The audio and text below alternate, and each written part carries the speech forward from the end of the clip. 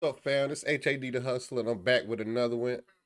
Teofimo Lopez versus George Kambosos Jr. Moment of silence for Teofimo Lopez. You know what I mean? But you shouldn't have ducked Devin Haney. This is wild and crazy. He's so busy worried about stuff like his sponsorships and all the hoopla. He worried about moving up, fighting Josh Taylor when there's a Ozzy right there in front of him. I watched George Kambosos fights before all week. I've been watching his fight, and I was just thinking the only thing is, could he take Teofimo power? And that was the only thing that stopped me from picking Teofimo Lopez to lose the fight. You know, George Kambosos, he does what he's supposed to do. He punch in the middle of the punches. Like when Teofimo Lopez, he was punching with Teofimo Lopez. He won the jab game, which to me it either showed that Teofimo Lopez blew his load in the first round, or it showed that George Kambosos got some kind of respect that made Teofimo Lopez get gunshot on the jab. The rounds he won, it showed some of the greatness of his jab, but it made me wonder, like, how good is Lomachenko? You know what I mean? Because in my opinion, Devin Haney smashes George Kambosos Jr. In my opinion, if he get in the ring with if he get in the ring with Devin Haney, I feel like Devin Haney is gonna beat the dudes out of George Kambosos Jr. Just like I felt like he was gonna beat the dudes out of Teofimo Lopez Jr. Teofimo Lopez knew he couldn't beat Devin Haney. Haney, ladies and gentlemen, he knew he couldn't beat Devin Haney. That's why he avoided him at all costs. And now look at him, and the new unified champion of the world. That's so crazy. That's so crazy how it's so crazy how this year, these last couple years have exposed things like inactivity and comfort. You know what I mean? These champions get all comfortable and stuff, and they like to, you know, play to the they like to play the Twitter a lot, man. A lot of these champions, a lot of the champions that believe the hype as far as you got to have a social media following, be deep into social media. I feel like Teofimo Lopez is a high level social media boxer. You know what I mean? So I don't know if he didn't train properly. I don't know, but if 135 really drained him like that, I don't really understand why he took this fight before he decided to say it drop the belts like he said he was going to. Even when during the after fight interview, Teofimo Lopez didn't look like he wanted that rematch because I feel like that he's too big for 135. But in my opinion, he's perfect. Hey, he gotta get his face back. Like, you can't lose to a George Kambosos Jr., a mandatory that he took around the world. Like, this man, it's been a year, 8 months. 8 months. He took this man on an 8 month joyride. It's like Teofimo Lopez gate. It's like he thought that that was the end of his career. So he just went on this like press this damn like this press what you call it like he going around doing the press stuff. You know what I mean? I've seen him on a Bud Light commercial. You know what I'm saying? I think he got a couple more endorsements and stuff. You know what I mean? That he didn't want. That he didn't want in jeopardy. He didn't want to put in jeopardy for Devin Haney, but at the same time, this look worse, man. T.O., this look worse. This look way worse. This look way worse than losing to Devin Haney, man. This boy outboxed you like hell of rounds. Like, I don't even know how he got a split decision. I don't know how you saw those rounds and said Teofimo Lopez beat this boy so he could get the split decision. I didn't see that. You know what I mean? Like, it wasn't that many swing rounds in my opinion. I had it. I believe I had it 7-4. You know, and then you got to count with the knockdowns. They cancel each other. You know what I mean? And I feel like George Kambosos Jr. won literally every middle round. Like it's, I think from the third to the like ninth. I forgot. I don't know what. I don't know what round Lopez knocked him down in. I forget. But after he knocked him down, though, you could see the it was a slight 3 round change in the fight. You know what I mean? But those to me was Teofimo Lopez round.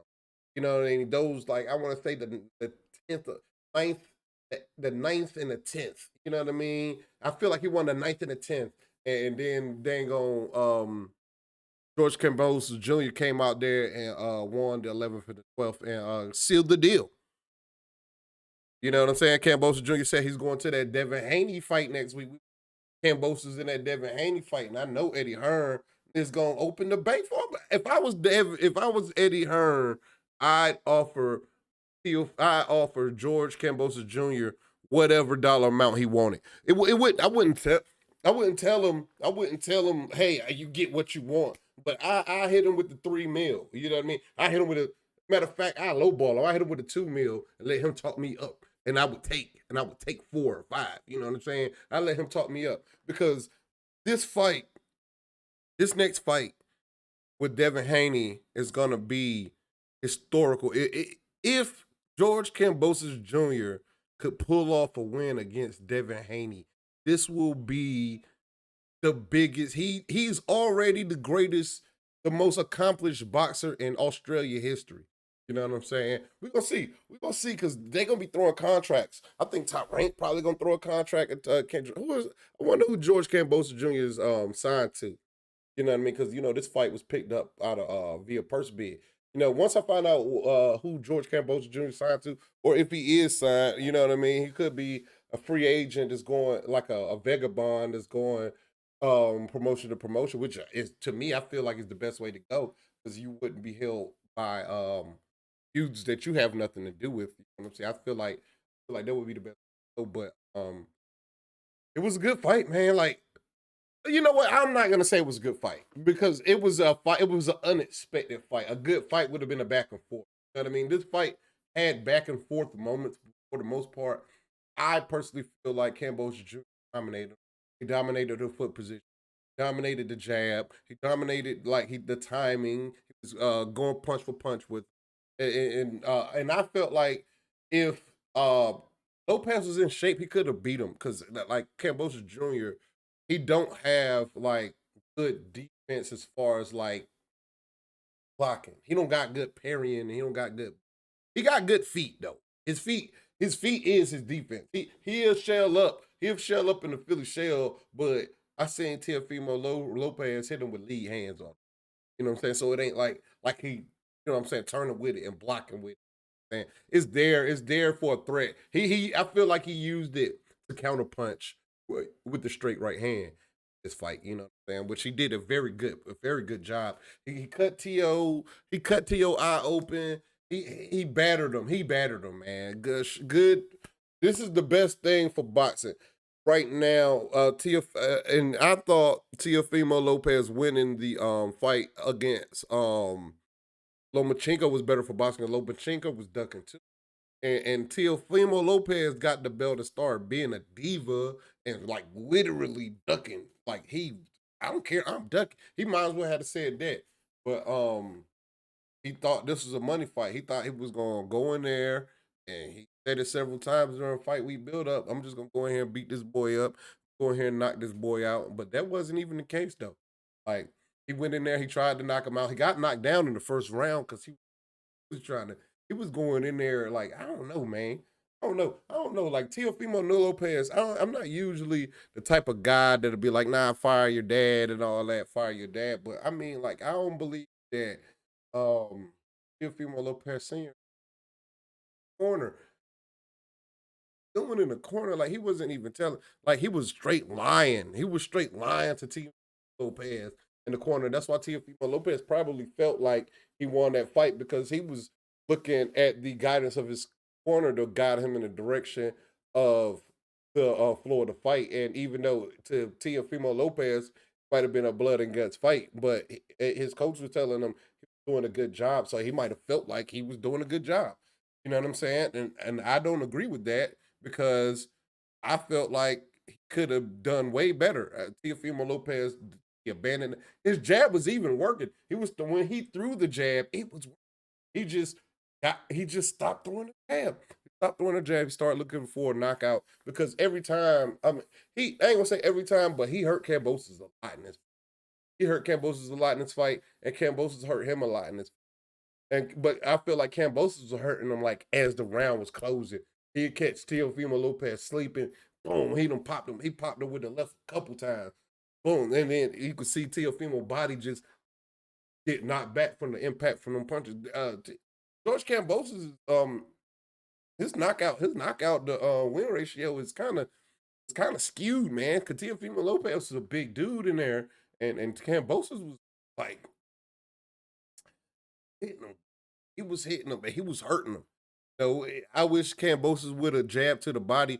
Like ever since I seen Floyd Mayweather jab to the body and how well Earl Spence jabbed to the body, like I'm a firm believer in if you fighting a bigger guy in the ring and you fighting a bigger, rangier guy, that jab to the body, man, they gotta start training that because they had Cambosis because Teofimo Lopez was at one point in time parrying like this, which put his body wide open. Like he could have finished Lopez.